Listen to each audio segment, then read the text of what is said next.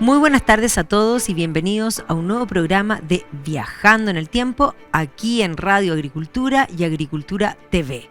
Y estamos equipo completo nuevamente. Aquí estoy como corresponde con Bárbara Bustamante. ¿Cómo estás, Barbarita? Muy bien, muy contenta de estar de vuelta. Me tomé unos días más que tú, pero ya estamos aquí felices. Y además para hablar hoy día de un lugar al que tengo que volver, de todas maneras. O sea, a muchos lugares hay que volver, pero claramente, bueno, de hecho tú vienes de España, te quedaste más días también en Madrid, que es la capital de España, por una decisión política en un minuto determinado y bastante tardío en relación a otras capitales, si uno lo piensa, europea. Pero si alguna ciudad tenía el espíritu y podríamos decir la visión de haberse convertido en capital, es precisamente la ciudad que vamos a hablar. Y vamos a hablar de una ciudad a la que le han cantado mucho, incluido Miguel Bosé. Sí, pues incluido Miguel Bosé, sí. Vamos a hablar de Sevilla, efectivamente una ciudad que fue... o sea, hay que pensar que, claro, que es extraña la decisión de Felipe II de no elegir Sevilla como la capital de España, porque fue capital del califato árabe musulmán en tiempos de los almohades y porque era el centro de acción, podríamos decir, del imperio español, porque era la ciudad que gozaba, en el fondo, del monopolio comercial con todo lo que tenía que ver con el comercio con América, así que... con las Indias. Exactamente. Entonces, es una ciudad que tiene momentos de gloria, de esplendor, es una ciudad que tiene distintas capas, o sea, todos los que han pasado por ahí efectivamente han dejado una huella a esta ciudad a la que se la conoce también como la novia del Guadalquivir, porque está ubicada estratégicamente al lado de este río, que es el río que permite la salida, que es navegable también, que es importante. Claro, entonces permite la salida hacia fondo el océano Atlántico, o sea, para poder salir hacia el Atlántico. Así que estratégicamente muy bien ubicada. Sin duda, además hay que entender que hay vestigios humanos desde muy temprano, incluso podríamos decir antes de Cristo era parte de esta cultura de los tartesios, que es una de las culturas que ha dado bastante que hablar, sobre todo en el último tiempo, en relación a cuánta teoría hay de vincularlos con incluso la Atlántida, por el hecho de que era una cultura que muy tempranamente era inmensamente avanzada e inconmensurablemente sofisticada. Exactamente, porque se daba la presencia, podríamos decir, de un núcleo, podríamos decir, que unía a 3 ciudades actuales de España, que son Cádiz, Huelva y la actual Sevilla, una especie de triángulo, que era un triángulo minero, y esta gente logró tener un dominio en el manejo de los metales, que era, o sea, como para pensar que efectivamente era gente de otro planeta. Claro, o sea, llegaron los alienígenas y les enseñaron a usar el oro sí. Y eso explicaría todo. Bueno, pero no, o sea, nos reímos, pero hay gente que lo explica de esa manera. Claro.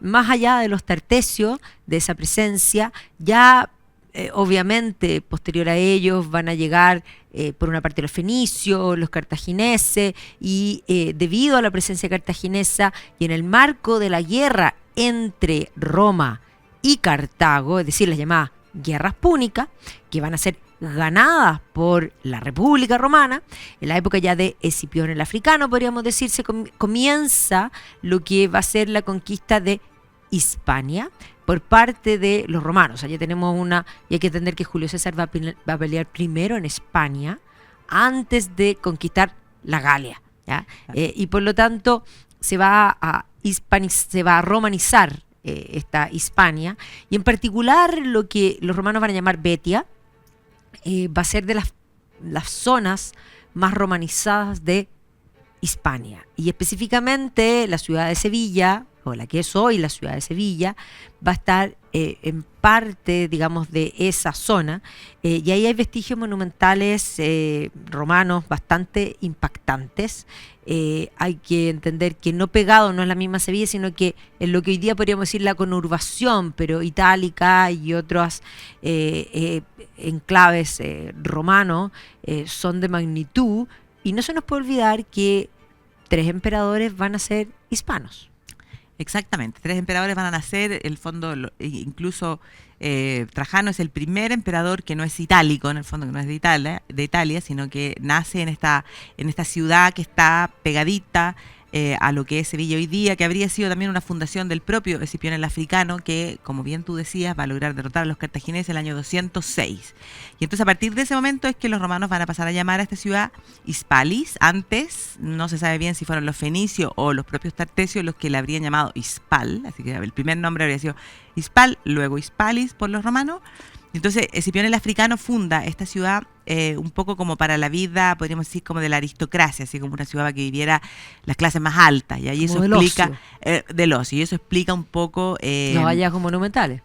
Claro, y o sea, unos mosaicos, una cosa que es realmente impactante. Y entonces, claro, en la ciudad, en la propia ciudad de Sevilla también hay algunos vestigios romanos, no tantos como es esta itálica, pero hay que pensar que, de hecho, existen en una de las plazas principales 2 columnas que hablan un poco de la presencia y del origen de la ciudad de Sevilla, porque si nos vamos al terreno de la leyenda, se dice que habría sido el propio Hércules, o sea, el que, un héroe.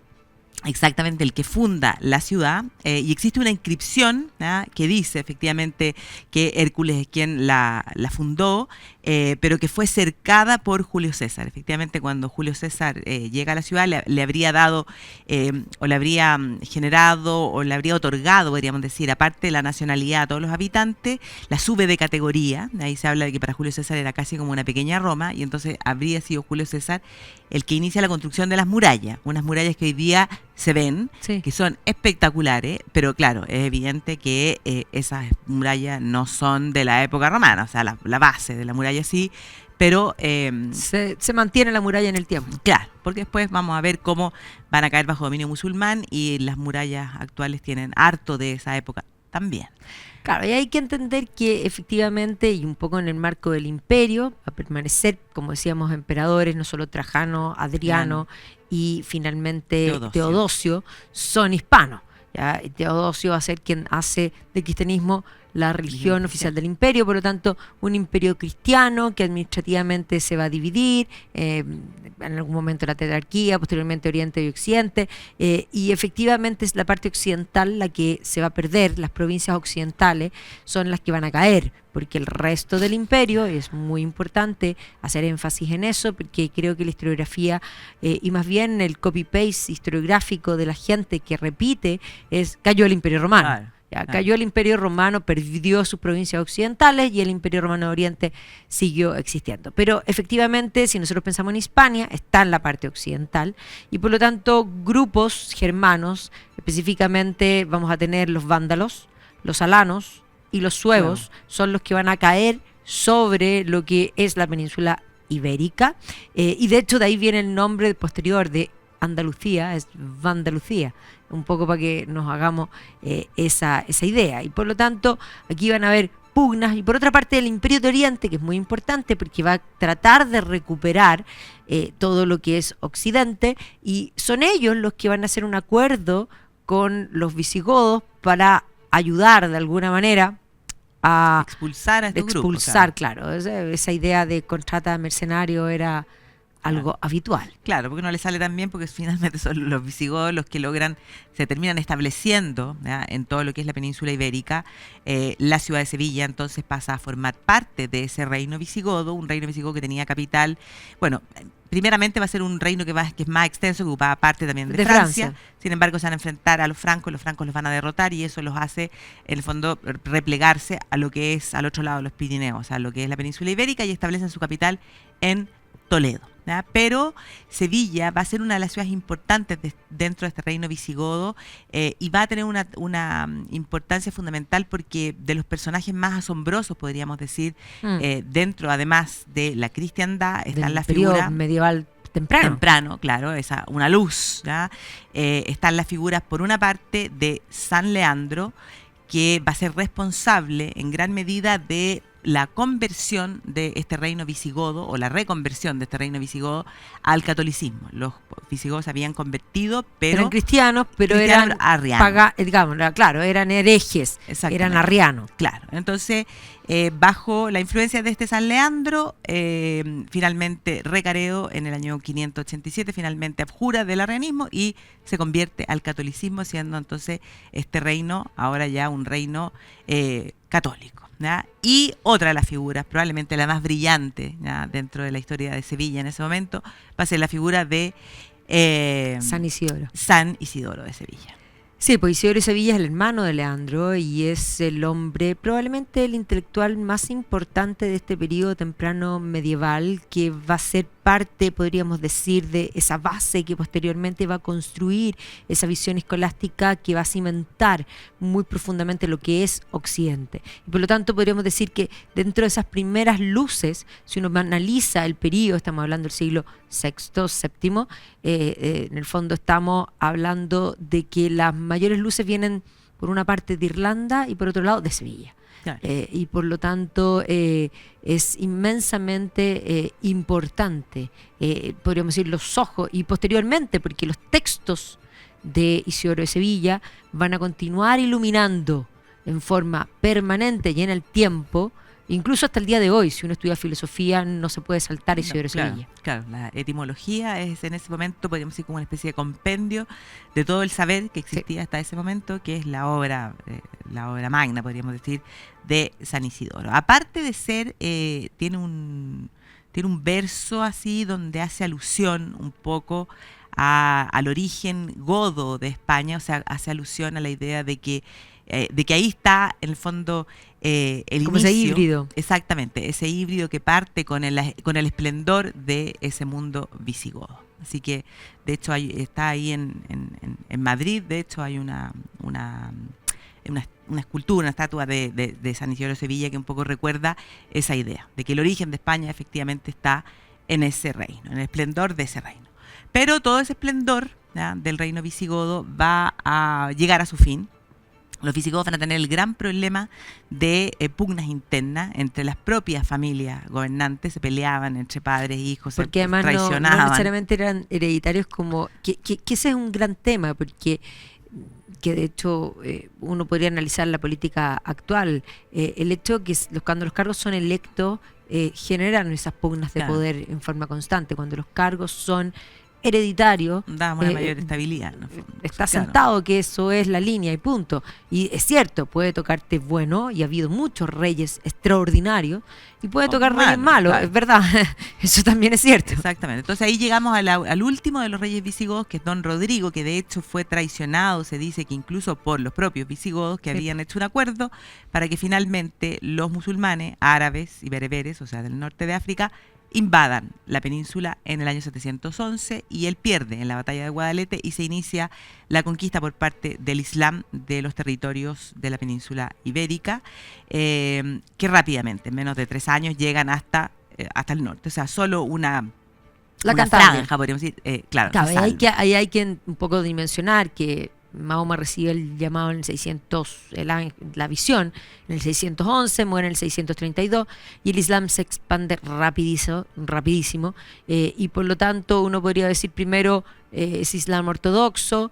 que es un primer avance, y posteriormente va pasando de mano y avanza sobre toda África, y ahí donde exactamente tú hablas de no solamente el Islam tradicional, sino también los bereberes. Se produce la islamización de distintos mundos, digámoslo así, y la conquista de la península ibérica, que evidentemente va a marcar la historia de España con un ímpetu bastante distinto de lo que es el resto de Europa, porque es esa reconquista la que le va a dar un ethos y una forma de ser que es distinta y que tiene un espíritu, podríamos calificar, que posteriormente se vincula, pero ese espíritu como de cruzada en forma permanente. Claro, está presente, claro, el espíritu de cruzada en la reconquista española, eso marca.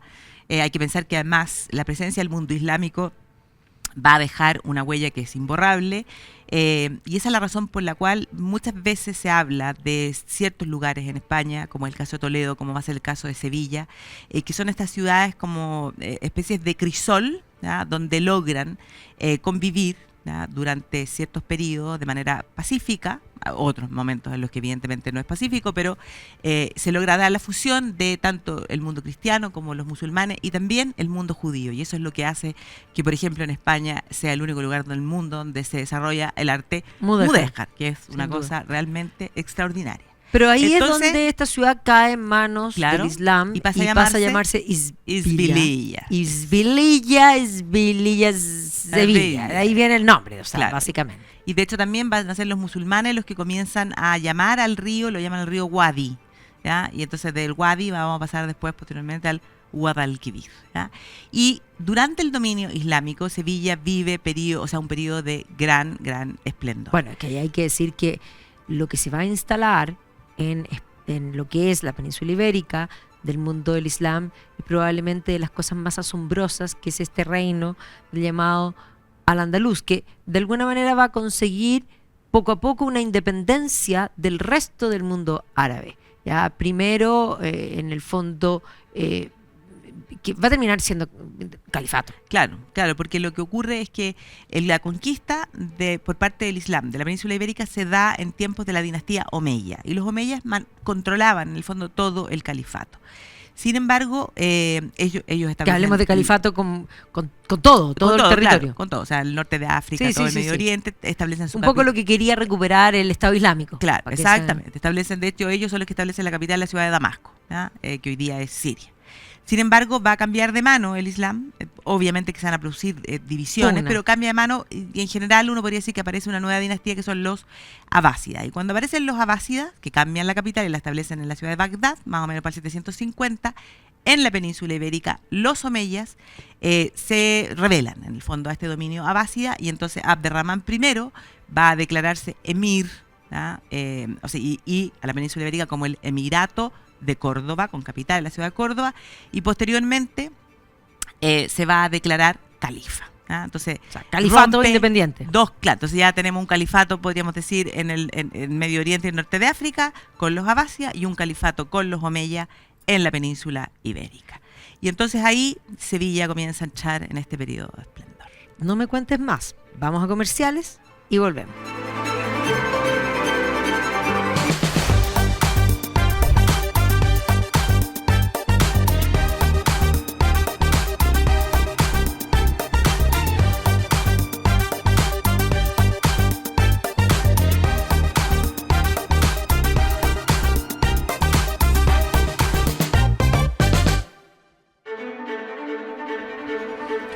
Ya estamos de vuelta aquí en Viajando en el Tiempo, hablando de Sevilla, pero estamos precisamente en la época islamizada, en el califato omeya, donde la ciudad va a brillar. No es la capital, porque la capital es Córdoba, y efectivamente es un periodo, como yo explicaba, de gran esplendor intelectual. Aquí hay intelectuales de primer orden que además van a hacer colaboración fundamental para Occidente. Hay que entender que para el siglo X Córdoba era la ciudad más adelantada de toda Europa. Claro, y entonces en Sevilla pasa un poco, en menor escala, pero un poco lo mismo.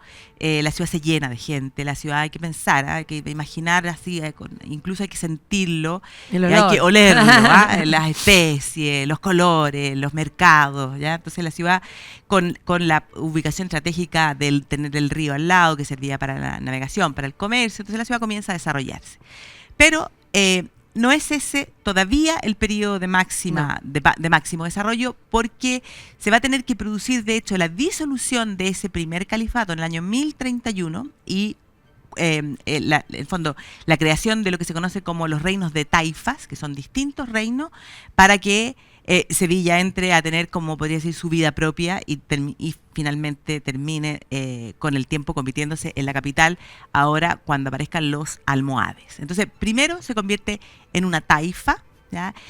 Cuando es ese reino de taifa, surge la figura ya de podríamos decir, un primer gobernante que deja huella, que es el famoso rey poeta Al-Mutamid, ¿ya? Este Al-Mutamid que escribe sobre Sevilla, le duele y Sevilla. Le duele porque termina, digamos, expulsado, en el exilio, y siempre desde el exilio, el lugar de pertenencia, duele.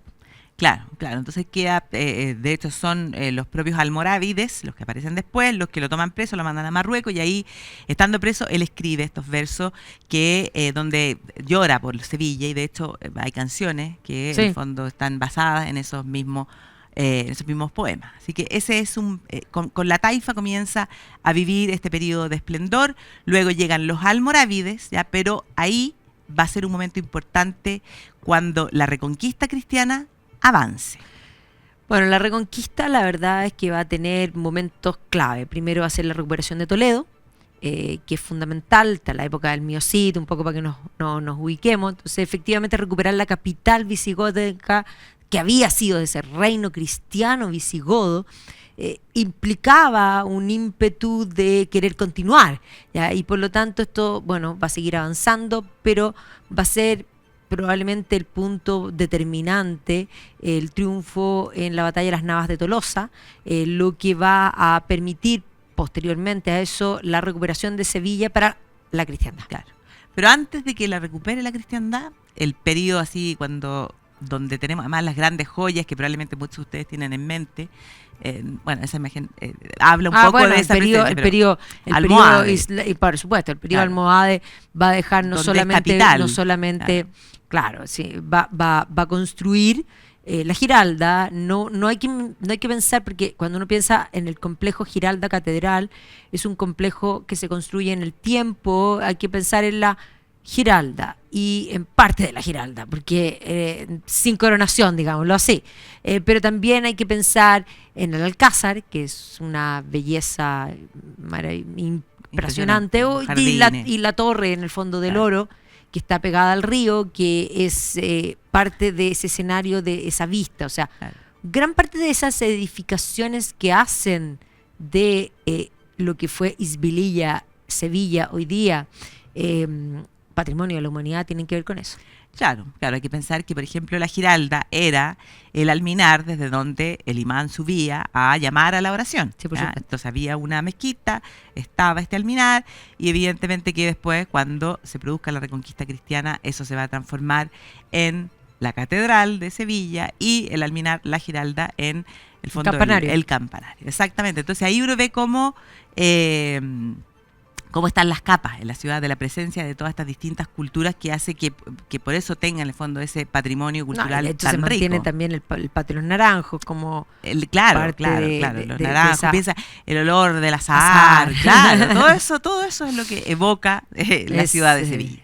Entonces, claro, pero como tú bien decías, el año 1212, cuando se producen las Navas de Tolosa, es importantísimo porque ahí los cristianos efectivamente es como que rompen el dominio musulmán en la parte ya entrando hacia el sur, pudiendo bajar por el Guadalquivir, y entonces pocos años después, en 1248, el rey Fernando III, conocido como el Santo, es el que logra reconquistar la ciudad de Sevilla. Y ahí queda para el mundo musulmán solamente lo que va a ser el reino nazarí de Granada, que se va a mantener hasta 1492, que es el año del descubrimiento, y es el año del descubrimiento precisamente porque es el año de la reconquista. Claro, así es. Así que claro, cuando llegan los cristianos, en el fondo se vive, en el fondo podemos decir, esta reconversión de la ciudad, esta cristianización de la ciudad. Van a tener importancia, por ejemplo, incluso para el repoblamiento, las órdenes religiosas, sobre todo la orden de Santiago, y efectivamente, bueno, como te decía, el hecho de que la mezquita se transforme ahora en la catedral, que va a ser consagrada tiempo después, o sea, recién en el año 1507, pero ya en 1507 se consagra como la gran catedral, ¿ya? De las más grandes que existen en Europa, de estilo gótico, si es que no es la más grande, creo. Y que es realmente espectacular, o sea, no hay nada que decir. Uno puede, y hay muchos críticos ya de lo que hicieron con la Giralda, porque claro, como que existen láminas que uno puede buscar en internet, están donde uno puede ver a la Giralda como Giralda, o sea, como Alminar. Y claro, cuando uno la ve como campanario, es como que de repente representa el triunfo de la fe. Pero sí, le pusieron una parte incluso barroca arriba, al final, pero en rigor, cuando uno la ve por primera vez, lo que ve es el Alminar puro. Después cuando ya te acercas, claro, comienzas a ver, porque el decor está tan arriba, que en rigor, a ver, hay otras cosas que a mí me molestan mucho más de esos híbridos culturales, digámoslo así, incluso dentro del mismo cristianismo, pero por ejemplo, no sé, la Catedral de Toledo, que es una catedral gótica fantástica, en una ciudad que además, con un casco medieval torcido, que además tiene eso de árabe que tuvo alguna vez, en fin, pero es un casco medieval. Tú entras a esta catedral gótica y vas caminando y de pronto hay en el fondo un transparente barroco que es magnífico en sí mismo, pero como digo no yo, pega, pero es chancho en misa, o sea, una cosa absolutamente nada. En España pasa mucho que las catedrales góticas al final, muy cuando intervenida las catedrales son góticas. Charquicana. Un charquicán. Y la Giralda en ese sentido, más bien la Giralda y la Catedral de Sevilla, en ese sentido yo diría que es de las catedrales interiormente menos intervenidas. Claro. Tiene un plano amplio, porque la gran mayoría tienen capillas al interior, claro, entonces están todas cortadas. Como que uno no tiene la visión de la visión maravillosa que tienen las góticas. No lo tiene en Burgos, no lo tiene en Toledo, y yo diría que Sevilla sí lo tiene. Y además como mantuvieron el patio de los Naranjos, tiene como aire, claro, una cosa que muy muchas particular. De las catedrales, claro, las góticas no lo tienen, y uno, en el caso de Toledo, por ejemplo, uno va caminando y de repente decís, ¿dónde está la catedral? ¿Dónde está? No puede ser que no la vea, de repente, ¡pum! Como se te viene encima. Sí. Así que bueno, pero con Fernando III el Santo, no solo la catedral, sino que también, por ejemplo, el Alcázar, que es una belleza espectacular, pasa a ser el Palacio Real, que sigue siendo el Palacio Real para el uso de los reyes de España hasta el día de hoy. O sea, cuando Felipe VI y Leticia viajan a Sevilla, se quedan en el Alcázar. Y se le agregan nuevos lugares, nuevos patios, nuevas construcciones, pero se mantiene, podríamos decir, el estilo mudéjar. Entonces, en eso es como bien... y de hecho, construcciones posteriores en Sevilla van a seguir cultivando el estilo mudéjar en el tiempo. Claro. Desde ya lo que estamos viendo, que eso es bastante posterior, estamos hablando del siglo XX.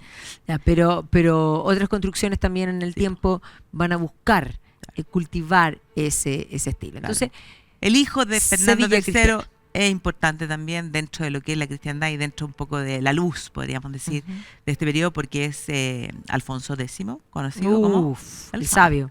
Sí, es una luz, un esplendor, porque además va a compilar, va a ser, podríamos decir, si usamos, ya que estamos hablando, el que hace el canon, el que busca armar una ley común, de hecho el padre de las 7 partidas, que es la base de todo el derecho del mundo hispano y del derecho en general como tal. Pero no solo eso, sino que es un intelectual, es un sabio, bien dice su nombre, es además un artista, es un músico que efectivamente va a ser quien hace las famosas cánticas de Santa María, que es de las cosas más hermosas. No solamente, es el primer proyecto, yo siempre digo, multimedia de la historia, porque es un libro con ilustraciones magníficas, pero que además tiene canto, música, y por lo tanto es visual, es auditivo, es un proyecto magnífico. No, sí, pues de los personajes importantes que efectivamente dejan huella, ¿ya? Y de hecho la ciudad, al parecer, la ciudad tiene una bandera que es medio curioso, porque dice la palabra no, o sea, N-O, después tiene una cosa que pareciera así como un nudo o una madeja de lana, imagínense una cosa así, y después dice do. Y eso implicaría así como la idea de que la ciudad fue siempre fiel a este Alfonso X el Sabio, que en algún minuto de su historia entra en conflicto incluso con su propio hijo, ¿ya?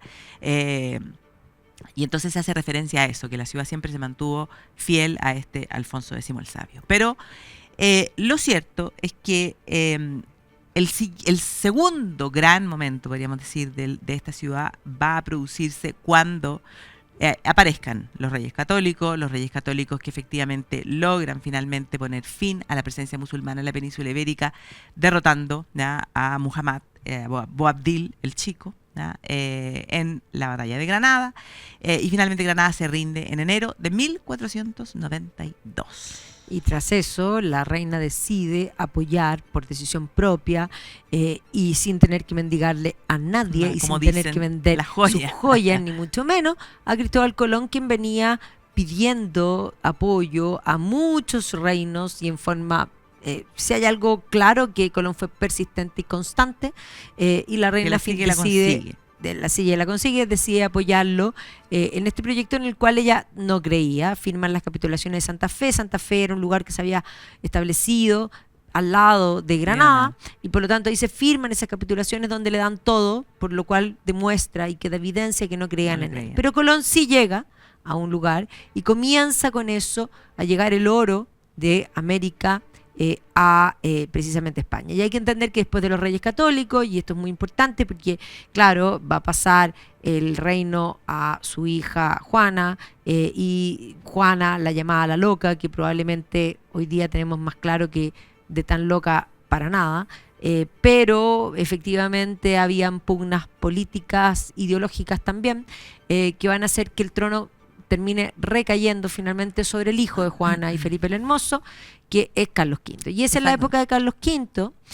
donde podríamos decir el concepto del imperio comienza a crecer, particularmente porque este joven va a tener una visión impactante. O sea, partiendo por su visión, no cuando era non tierra plus ultra, es decir, no más allá de las columnas de Hércules, él va a decir plus ultra, y él va a apoyar precisamente una expedición que va a salir de Sevilla, que es la de un portugués que era Fernando de Magallanes el mismo, quien va a ser el primero en circunnavegar. Y la circunnavegación no lo termina él, porque muere antes, pero lo termina Sebastián Elcano, pero es importante plantear que esto es la apertura al comercio internacional. Exactamente.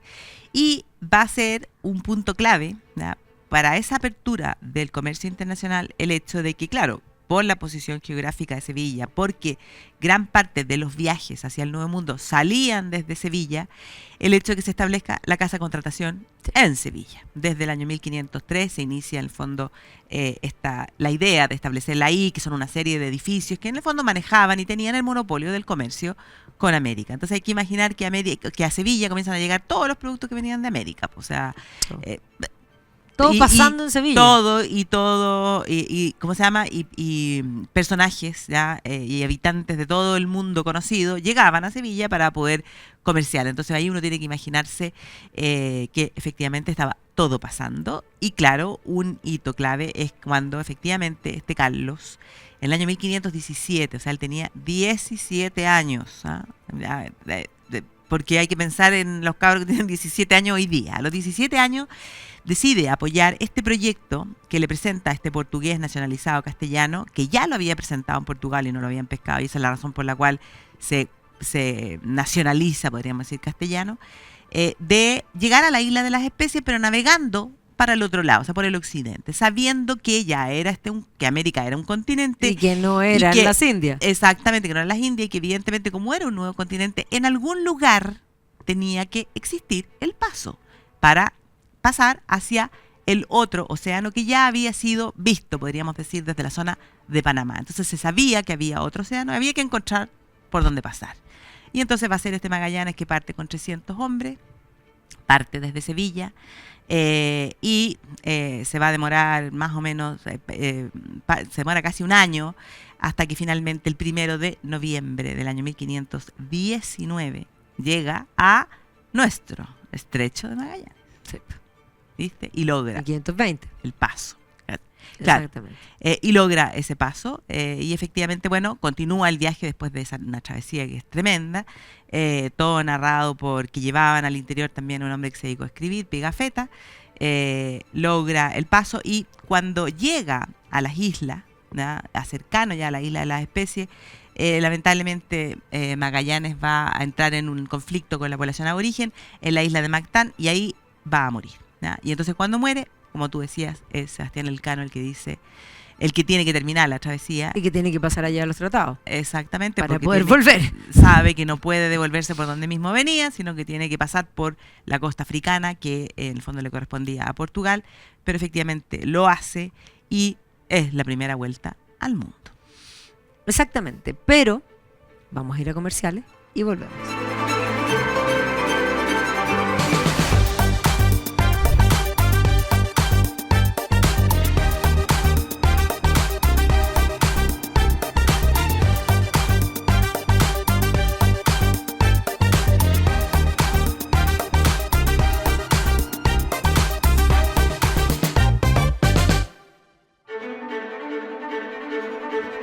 Y estamos de vuelta aquí en Viajando en el Tiempo, precisamente en el periodo de oro y esplendor debido al monopolio comercial, a la instalación de la Casa de Contratación y al Consejo de Indias, o sea, todo lo que refiere a la administración de las Indias, porque así se les va a denominar, independiente que ya van a saber que es otro continente, siempre se va a hablar de las Indias occidentales y las Indias orientales. Exacto. Y por lo tanto esto va a ir de la mano con ser una ciudad importantísima en el marco de lo que posteriormente nosotros vamos a llamar el siglo de oro español. Y aquí hay que entender que personajes fundamentales del siglo de oro van a pasar por Sevilla, partiendo por el propio Cervantes, quien va a estar en Sevilla primero gratamente y después no tan gratamente, porque va a terminar preso en Sevilla, y estando preso en una prisión en Sevilla, él habría concebido gran parte del Quijote. Y eso es importante porque no lo da el pasado tan bien en Sevilla. Pero no solo él, sino que don Diego de Velázquez. Exactamente, es un sevillano. Lo que pasa es que uno tiene muy asociada su carrera al hecho de cuando él se convierte en pintor de corte. Claro, en pintor cortesano, y se traslada a Madrid, pero él nace en Sevilla y desarrolla toda su primera etapa, ¿ya? Artística y muestra en el fondo el talento extraordinario en Sevilla. Y de hecho, la obra sevillana, podríamos decir, de Velázquez, El Aguatero. Claro, el aguatero es una de la época, el aguatero de Sevilla, que es extraordinaria, porque tiene atrás además tiene toda una visión de lo que es el ser humano, o sea, presenta las tres edades del hombre, presenta a este aguador, o sea, este hombre que vendía agua, que era un oficio vil en el fondo, con una dignidad, o sea, una cosa, cómo trabaja la luz, o sea, a mí Velázquez me fascina. No, y no solamente Velázquez, que sin duda Murillo, va a ser su carrera posterior en la corte de los Austria, digamos, más tardíos, digámoslo así. Felipe III, si no me equivoco. Es con Felipe IV. Con Felipe IV y el conde Duque de Olivares, también, sí, por supuesto. Y posteriormente, bueno, también Murillo. Esteban Murillo también es sevillano, y por lo tanto si nos imaginamos esa Inmaculada Concepción, ese buen pastor, esos niños, porque Murillo es el primero en comenzar a retratar niños que no sean el niño Jesús. Claro. Una cosa muy, muy, muy bonita. Sí, así que tiene grandes hijos ilustres la ciudad de Sevilla. Y Sevilla va a ser una ciudad muy cristiana, con cultos importantísimos que posteriormente van a conseguir dignidades particulares, pero la Virgen de la Macarena es parte de eso, el santuario, y un poco enganchándolo aquí, independiente que la coronación de la Macarena se hace posteriormente, pero pensando en la mejor Semana Santa, las cofradías que llegan a esta catedral inmensa, es Sevilla. Me tocó, ahora como me quedé en España, me tocó la Semana Santa, no estuve en Sevilla, me tocó en Cuenca, donde también se vive. En toda España la Semana Santa se vive de una manera muy especial. La gente se vuelca a las calles, se hacen estos pasos, estas procesiones donde estos hombres toman en el fondo, o sea, el peso, ¿ya?, de llevar esta cuestión que tienen las representaciones de la Virgen o distintas representaciones de Jesucristo. O sea, es una cosa, y los pueblos enteros se vuelcan a la calle, en el fondo, a conmemorar, ¿ya?, lo que es la Semana Santa, y efectivamente Sevilla es probablemente el lugar donde se vive de la manera más impactante. Son alrededor de 60 procesiones las que se viven entre el Domingo de Ramos y el Domingo de Resurrección, ¿ya? Entonces están la semana entera, en el fondo, en esto, y me tocó, porque tú sabes que yo cuando estamos de viaje siempre veo la televisión. En todas partes donde yo llego prendo y veo noticias de otros lugares. Lo tengo claro. Y bueno, me tocó que estaban el Domingo de Resurrección hablando Y entonces le preguntaban a un historiador que estaba bien, un historiador español, le decían, ¿por qué en España se vive de esta manera y no en no el resto del mundo católico? Y la explicación que dio, fíjate que tiene que ver con el hecho de que, claro, como va a ser España la gran nación, ¿ya?, de la contrarreforma, Sí. Es como... La cultura barroca. Exactamente, es la forma de vivirla, de expresarla, de exagerarla y de bueno, sacarla a la calle, demostrar de que no es una fe que se vive solo internamente, ¿ya?, sino que se externa. Demuestra. Claro. Pero hay que entender que Sevilla va a perder un poco el esplendor ya con los Borbones, porque los Borbones le van a quitar ese monopolio que había tenido de comercio que estaba instaurado ahí, particularmente porque va a comenzar a ser la ciudad de Cádiz, el lugar. Va a mantenerse el archivo de Indias en Sevilla, Claro. pero va a decaer. Y durante, podríamos decir, el siglo XVIII y el siglo XIX, que además se enrarece la política de España, va a haber, de alguna manera, por una parte las invasiones napoleónicas, por otro lado la restauración, con un rey que no comprendió los cambios que habían habido, con una hija que de alguna manera no solo va a estar mal preparada, sino que va a enrarecer la política y que va a permitir que los políticos comiencen a pugnar entre ellos, y finalmente podríamos decir una restauración, o sea, que va a venir posteriormente, porque incluso en un momento se va a subastar la corona. O sea, todo el siglo XIX políticamente enrarecido explica los problemas del siglo XX. Claro, exactamente, pero hay que pensar que, claro, entra en esta decadencia, en todos estos problemas políticos en general, España, pierden las colonias, se pone fin al imperio, pero hay un momento, que es el momento de los románticos, donde de nuevo Sevilla vuelve a estar, podríamos decir, ahí... Por supuesto, y además hay que comprender que...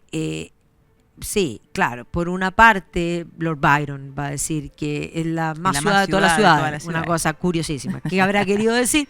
Por otra parte, Washington Irving, que va a instalarse en Granada, a todo su, digamos, va a alojar en la Alhambra, una cosa fabulosa, pero también va a poner sus ojos en Sevilla. Y posteriormente, si nosotros pensamos en estas generaciones dolidas, también figuras que son de Sevilla, como el propio Antonio Machado, cuando evoca, no sé, en su poema Margarita, y habla de esencia sutil de Azahar. Me pregunto si habrá estado pensando en el Patio de los Naranjos de su ciudad natal, probablemente sí. Claro, y por otro lado, después, por ejemplo, Mérimée, cuando escribe Carmen, la novela, efectivamente se basa en este mundo de la cigarrera, ya, porque una también de las grandes edificaciones que hay en la ciudad de Sevilla va a ser la fábrica del tabaco, ¿ya?, donde trabajaban estas mujeres, y de ahí, en el fondo, está Carmen.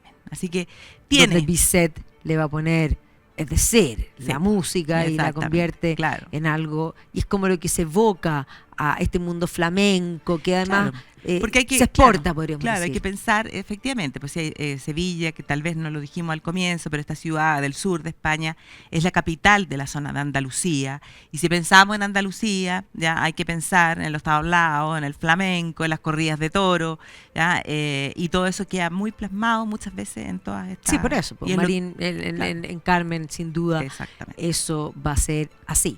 Pero el siglo XX es un siglo complejo, es un siglo políticamente bastante, digamos, alterado, que va a culminar en lo que va a ser la guerra civil, que evidentemente, bueno, Sevilla va a ser retomada para los nacionales tempranamente. Pronto, sí. En rigor, si uno piensa en relación a otras ciudades que van a sufrir grandes daños, no van a tener tanto daño durante la guerra civil. Pero sí va a haber un ímpetu en lo cristiano que está tan vivo en Sevilla. El propio Franco va a participar de esas devociones. Sí, pues exactamente. Y el siglo XX, con toda esa complejidad, tiene dos hitos importantísimos en la ciudad de Sevilla.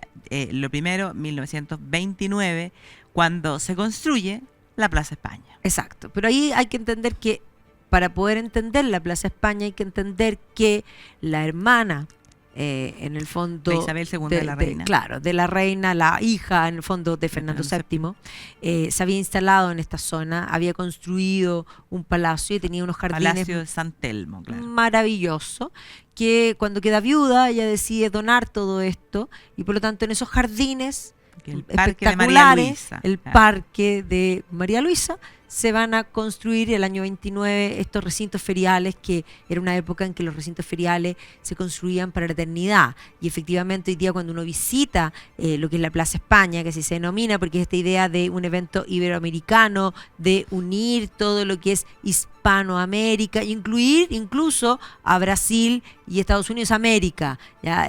Pero con estas edificaciones que además se han usado para grabar películas como Star Wars. O sea, cuando uno ve a Anakin Skywalker con la princesa Amidala caminando por corredores aquí, ¿ya? Pero se han grabado un montón de películas, Lawrence de Arabia mostrando, digamos que esto es parte de eso.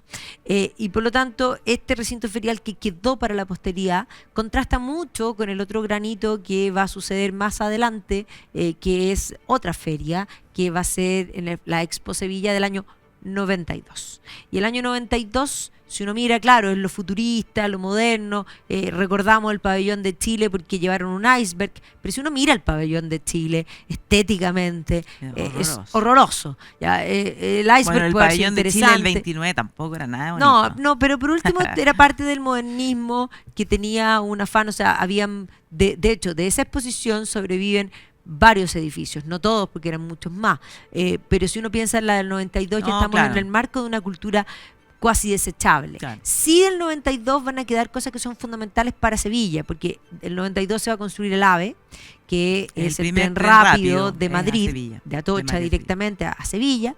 Se van a hacer nuevos puentes sobre el Guadalquivir que sí quedan como infraestructura, que son fundamentales, o sea, va a haber una remodernización porque además Sevilla en algún momento, justo antes de eso, va a sufrir inundaciones y destrucción importante y por lo tanto va a venir como un nuevo saneamiento, podríamos decir, de la ciudad. Así es, así que, pero efectivamente la Expo Sevilla del año 92, que era para conmemorar los 500 años del descubrimiento de América, claro, la podemos tener, bueno, nosotras la tenemos en la retina, yo me acuerdo. Yo también me acuerdo. Claro, pero efectivamente deja esta cosa como más moderna, pero si uno lo contrasta con la del 29, que además o sea, no piensa en la posteridad, no piensa a en eso la voy, posteridad. es este concepto instalado hoy día, que es de la instalación del quita y pon. Claro, en cambio en el 29 deja ese edificio que es magnífico, sí. Que tiene unos bancos hechos con unos azulejos, pero que representan a cada una de las comunidades españolas. Es una cosa realmente fabulosa y de hecho que se ha convertido en uno de los principales atractivos turísticos de la ciudad de Sevilla. Bueno, de hecho nosotros la vez que estuvimos con grupo en Sevilla partimos por la Plaza España, la gente quedó fascinada porque además los parques y todo es muy lindo. Y ahí siempre baila, hay una bailadora. Y de ahí nos fuimos, por supuesto, bailadoras afuera, qué sé yo, y de ahí nos fuimos a la Catedral, la Giralda y al Casco Antiguo, que hay que decir que sí va a ser establecido como Patrimonio de la Humanidad por la UNESCO, porque tiene todas esas callecitas que además fácil de perder a cualquier persona. Nosotros perdimos a alguien también, pero le mandamos muchos cariños, ¿no? Le mandamos muchos cariños, pero gracias a Dios la encontramos. La encontramos gracias a Dios y es una gran amiga nuestra, así que le guardamos el secreto. No, pero a lo que voy es que en esos callejones es súper fácil perderse. Y fue en Sevilla donde fuimos al espectáculo flamenco, ¿no? Sí, y que fuimos a ver un bailador. No. O sea, una prueba fehaciente de la existencia de Dios sobre este mundo. Exactamente. O sea, mejor que todo, mejor que el baile, mejor que el canto era él. Sí. Por lo menos yo creo que todos lo recuerdan. Todo, absolutamente. Así que yo creo que por todas esas razones tenemos que volver a Sevilla. No, de todas maneras. O sea, además que es una ciudad realmente magnífica que tiene ese espíritu de capital y no es la capital. Lo que un poco sucede con... Nueva York, no podría decir, porque claro, Nueva York tiene esa importancia, esa vibra, esa actividad que le da características de capital, y por otro lado Washington no la tiene, pero ha hecho todos los edificios para tratar de mostrarse, soy la capital, y sin duda esos edificios se imponen, pero algo no termina de cuajar. Exactamente, sí, pues Sevilla tendría que haber sido, pero bueno, Felipe II prefirió encumbrarse en el Escorial y decidir que Madrid iba a ser la capital. Ahora, Madrid se ha transformado muy bien y hay que decir que es extraordinaria capital. Extraordinaria capital. Extraordinaria capital. Sí. Y por lo menos, bueno, hace calor también, pero hace menos que en Sevilla en el En verano. verano, sí. Así que bueno, espero que les haya gustado esta conversación.